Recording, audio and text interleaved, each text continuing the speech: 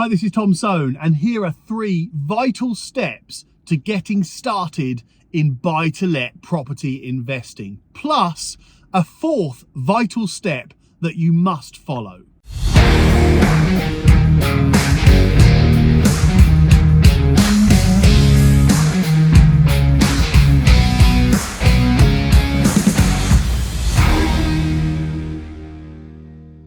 Number 1, find the right property investment.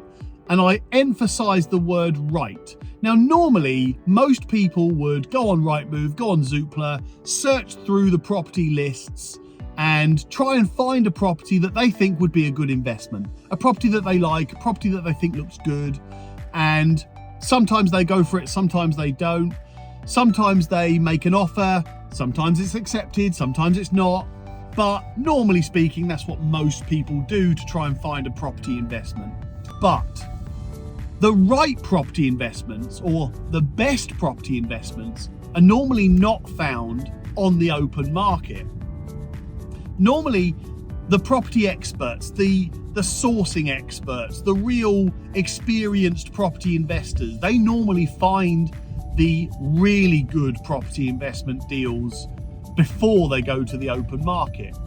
Or they normally find those property investments that are on the open market that are hidden gems, deals that not everybody else would identify as a really good property investment. And there's loads of ways to identify those deals, but they're actually quite tricky to find unless you're experienced, unless you've got the right contacts and the right connections. So it's not always the best way. In fact, it's very rarely the best way to just go on Rightmove, search through, find the property that stands out to you and go ahead and buy it. And that's not to say you can't do that, but I'm just saying that it's not the best way. The best property deals are not always on the open market. Plus, if you can find an off-market property investment, and I'll give you a couple of tips on how to get those, but if you can find an off-market property investment, then there's less people competing with you to buy it. There's very minimal chance of things like gazumping or being outbid or finding those great property investments in the first place. For an example, if you go through a sourcing agent, then a sourcing agent will find you off-market, normally below market value property deals, and they'll only ask you. If you're the one that agrees to buy it, then it's yours. No one else is going to come along because no one else has been offered that property. It's not gone on the open market. So first things first, get yourself a really good property sourcer. Now, obviously, I have a property broker, which is a network of sourcing agents in various parts of the country that I think are really good property investment locations. So if you want me to connect you up with my sourcing agents that I've bought through and that work with me, then by all means, send me an email or comment on this or contact me through my Facebook page. One way or another, get in contact with me and I'll just connect you by email with my sourcing agent and then you can discuss properties there. Anyway, but if you go with a sourcing agent, you'll normally come up with a much better property investment deal because they're normally off market. They're normally much better investments because maybe you can get a bit of a discount on the price, or maybe you can add some value to it. Maybe you can do a light refurbishment to it and increase the value. Maybe there are some other options there. But anyway, sourcing agents is one way. Or you can start working on estate agents and nurturing them so that they bring you property investment deals before anyone else. And now that's a trickier way to do it because, of course, most good estate agents will already have a list of property investors, and to get onto that list is quite difficult, but to get onto the priority list is even more difficult. Like, for an example, I have a buy-to-let VIP list, and that's where you're on that list and you will be notified about buy-to-let properties first. You will get all those buy-to-let properties before they go elsewhere. And that's a really good list to be on if you want to get into property investing, because it means you can see those deals and offer on those deals first. So a really good list for everyone to try and get onto. Doesn't matter where you are, what agent you're with, ask them to join some sort of VIP list where you'll get those properties first. Okay, so I guess to wrap that little bit up, finding the right property investment isn't just about going on the market and seeing what's on the market. It's about dealing with the right people, partnering with the right people, being in contact with the specialists that know what they're doing. And that leads on to the second vital step that you must follow here in order to invest in a buy-to-let property. And that is to do your due diligence, of course, but also stick to your due diligence. And I'll give you a couple of tips about due diligence. Number one is make sure that you've got evidence of comparable property sales. And I use those words very carefully. Comparable property sales. What does that mean? Well, it's not just about having a look to see what other properties are on the market that are similar to the one that you're looking at. Because on the market means not sold. Nobody's bought it.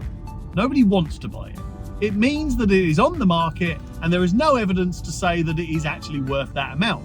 You've got to only focus on sold properties. Sale, not sale agreed, sale completed. Now you can find those, you can look at those on Rightmove, just go up to house prices, or you can find them on the land registry. There's loads of places that you can get completed sale prices. And that is a really good tool. And there's a couple of reasons for it. Number one, it shows you exactly the evidence of other people buying properties that are similar to yours. You can't really dispute that evidence. Number two, the chances are the person who's buying the property from you or the surveyor who's going to be valuing it for your mortgage lender is also looking at completed sale prices. Surveyors only go on evidence. So check out the completed sale prices and don't always speculate much higher if yours is a bit better. Don't speculate too high if it's been a year since the last sale. I can promise you a surveyor is not as optimistic as you.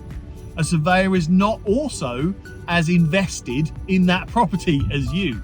Yes, you want it to be 10 or 20,000 pounds more than what you're buying it for.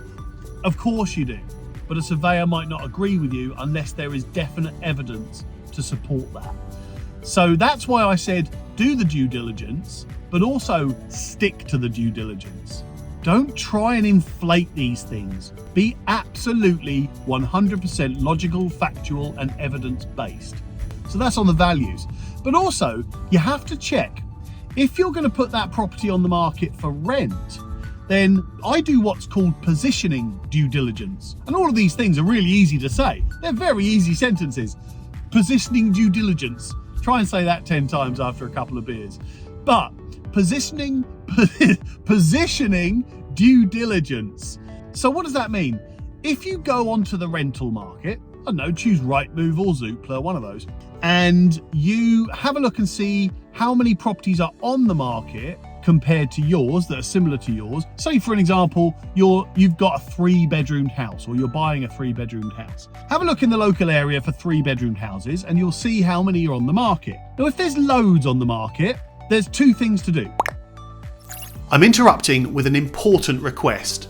Use my lettings team to find your next tenant, to fully manage your property, or both. It doesn't matter whether you've already got a letting agent and you fancy a change, or you just want to find a good tenant. Email me direct. It's tom@soanegroup.co.uk. Or use my property team to find you a good buy-to-let property. Off-market, below market value, high yield buy-to-let properties. Join my buy-to-let VIP list and we'll send those buy-to-let properties straight to your email. Again, contact me direct. It's tom@soanegroup.co.uk, or you can message me through my Facebook page or just comment below and we'll contact you. First of all, just accept that there is going to be a lot of competition for your property. And that means there are going to be a lot of properties for potential tenants to choose from. Secondly, don't go for being the most expensive on the rental market. And that goes a little bit deeper. If you've got one property on the market, or so let's say for an example, you've just searched 3-bedroom properties in your area and they range from 700 per month to 1,000 per month, right? That's a bit of a big range. Let's do 800 a month up to 1,000 a month for that 3-bedroom house in that area. First of all, have a look at the £1,000 one, which you're going to do anyway. You want to know which is the best one on the market because, of course, you want to see if yours is going to be able to get the top money on the market. Have a look at the best one on the market and compare it to yours honestly. Be honest, be ruthless with it as well. You know, if you've looked at the top one on the market and it's nicely decorated, it's got a brand new kitchen, brand new bathroom and a conservatory, and yours is pretty much the same, but it hasn't got a conservatory, yours is not going to be worth 1,000. And think of it logically. If a tenant is looking on the open market for a rental property and they see 2 properties on the market for £1,000 a month, one of them's got a conservatory, one of them hasn't got a conservatory, they're going to go for the £1,000 with a conservatory. Of course. Now, all right, that's a bit of a blunt way of working that out, but you get my point. I hope anyway. You have to value your property like for like, and then you've got to position your property. In that exact instance, if your property is identical pretty much to another property, that one's on for £1,000 and you're thinking, well, I'll put mine on for £1,000, but you're also thinking, I really want to rent this out quickly. Why not put it at 975? Think about it again using the example I just gave you. If you've got a really good tenant looking at a 3-bedroom house in that area and they've got one option of £1,000 and a practically identical house for 975, then they're going to go with yours at 975. Of course they are. That means that your property will rent out faster. But wait, I know what you're thinking. But then I lose 25 quid. Yes, you do. But now let's imagine that the £1,000 property is on the market for a month, which is very common. It's on the market for a month. You just lost a potential £975 of income. How many £25 is that? I can't even begin to work it out. What is it? About 39 or something like that. 39 months of £25 is what you've sacrificed in order to get a tenant straight into the property as quickly as possible. All right, again, blunt way of working it out, but you get my point. It's better to get a tenant into the property for 975 today than it is to get a tenant into the property for 1,000 in a month's time. But there's more. If the property truly is worth 1,000, then you can increase it. There's nothing to stop you doing that. If you do it in the right way, of course, but if you follow the right procedure, there's nothing to stop you increasing the rent. You get the tenant in, and then you can increase it to market value. The tenant will be feeling that they've got a great deal because they're moving into a £1,000 house for a 975 rent. Great. And you can be honest with them about it. I always think it's great to be honest with your tenants because then there's nothing to argue. There's no arguments to be had if you're constantly honest about it. But you can tell the tenant, hey, look, going to move you in at 975, and then in 2 years' time, it'll be going up to 1,000. Are you happy with that? Yes, I am happy with that. Great. Move in. Great. Fantastic. Job done. But what I'm trying to get to here is that's the due diligence positioning, or the positioning due diligence. You're doing your due diligence on where your property is going to be positioned on the open market. And that's a really, really good way of forecasting your numbers. Because again, going back to your due diligence, you're of course going to be looking at the values. You're of course going to be looking at the sold properties and the let properties on the market that are also let agreed and sale agreed. You're going to of course be looking at positioning. You're going to be looking at all of those things that calculate whether this is a good property investment or not. And that leads me to the third vital point for investing in buy-to-let properties. And that is to calculate everything and include everything in your calculations. And this part is vital. I see this missed all the time. So first of all, when you're buying a property, I see it as 2 phases. When you're investing in a property, there's 2 phases. There's the purchase and then there's the project. So the purchase, this is how I see things. You might be different to me, but this is how I see it. your purchase is just part of the project, right? The project is the overall project, of course, to get a tenant or to turn that investment into money.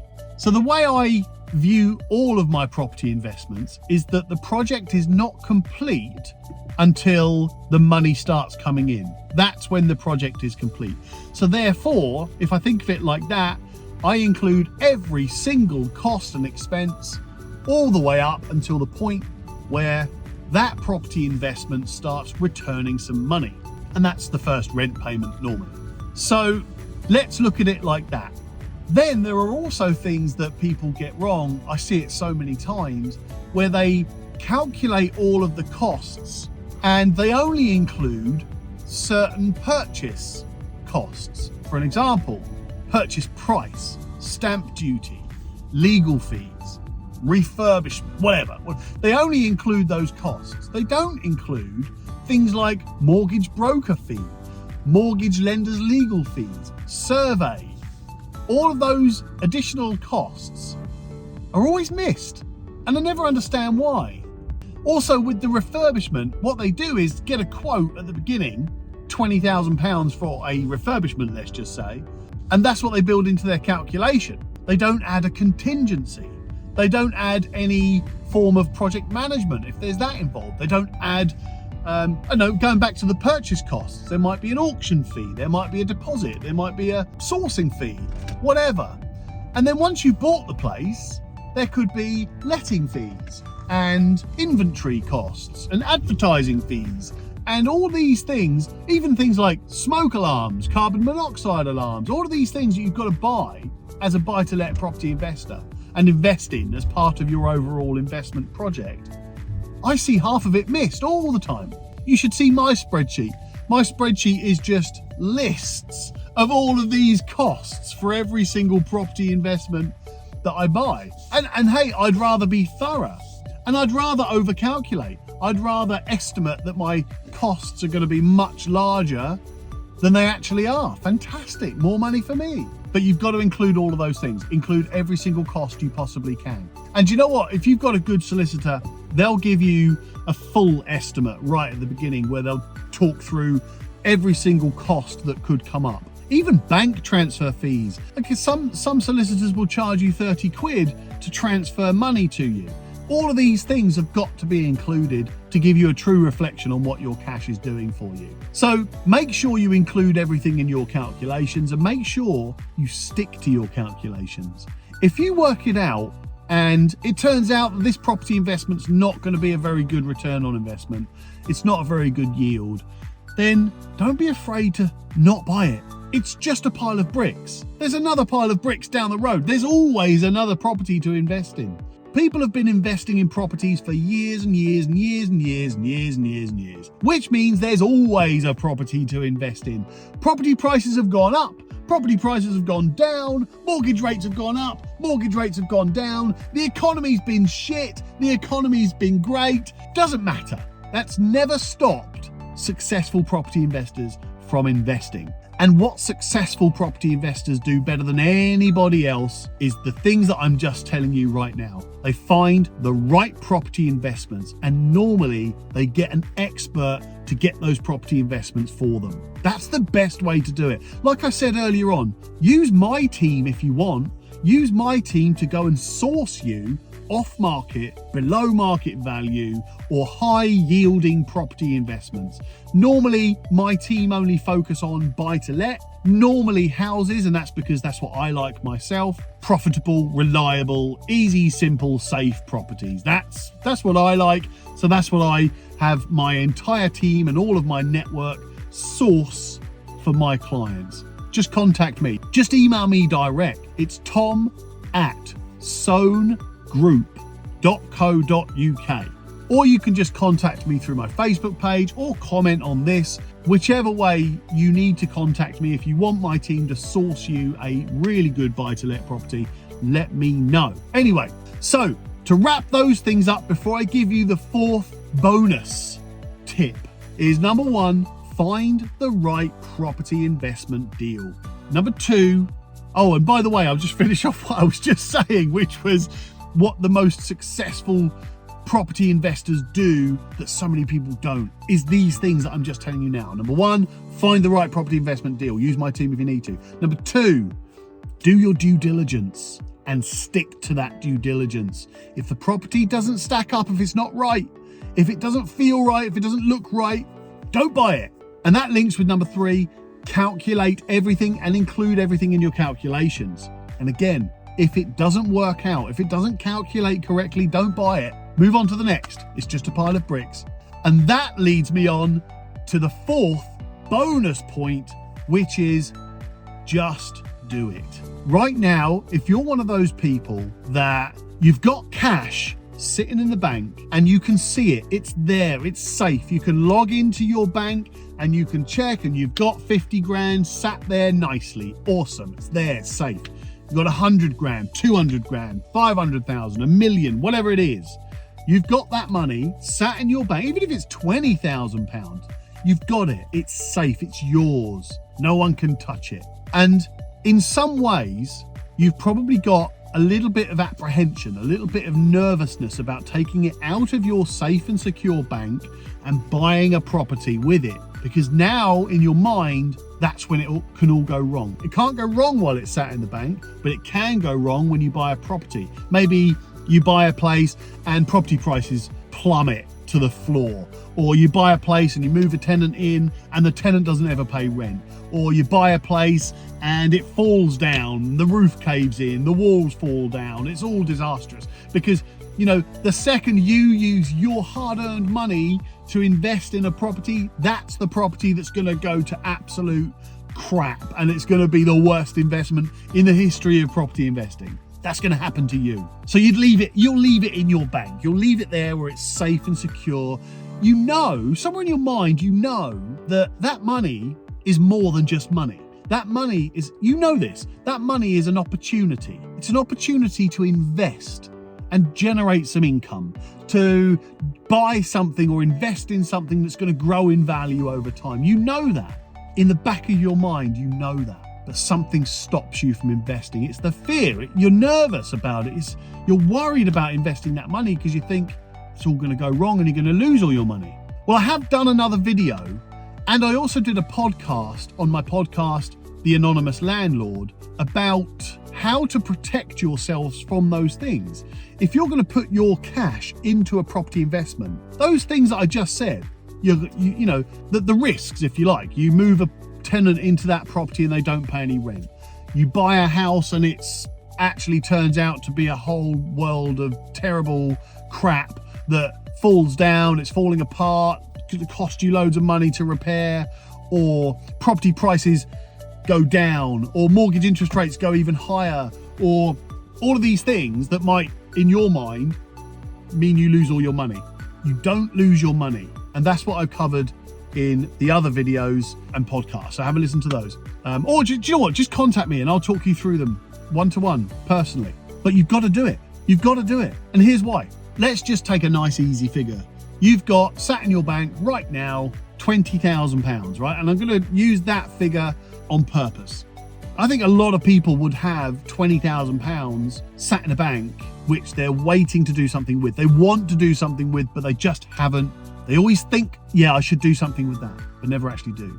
£20,000 sat in the bank today. Well, in 2 years, so right now, today, you've got £20,000 sat in the bank. Right now, you can buy, for an example, 20,000 loaves of bread. Nice. Well, in 2 years' time, you won't be able to buy 20,000 loaves of bread with that £20,000. You won't, because the cost of that bread will have gone up, but your 20,000 will still be 20,000 sat in your bank. So it might be that today you can buy 20,000 loaves of bread, but tomorrow, well, say tomorrow, but in 2 years' time, you'll only be able to buy 150,000 loaves of bread. No, you'll only be able to buy 15,000 loaves of bread. So you just lost 5,000 loaves of bread just purely because you've done nothing. That's harsh. So that's one reason why you should take your money out of the bank and invest it in a property. Second reason is that you have an opportunity with that money to generate yourself some income. some additional income. Now you can use that income to grow and buy more properties and further invest, or you can use that money to enjoy your life that little bit more, extra couple of meals out, extra couple of holidays, more expensive car, whatever it might be. Doesn't matter. But that £20,000 that's sitting in your bank gives you an opportunity. And all the people that invest in property have the same risks.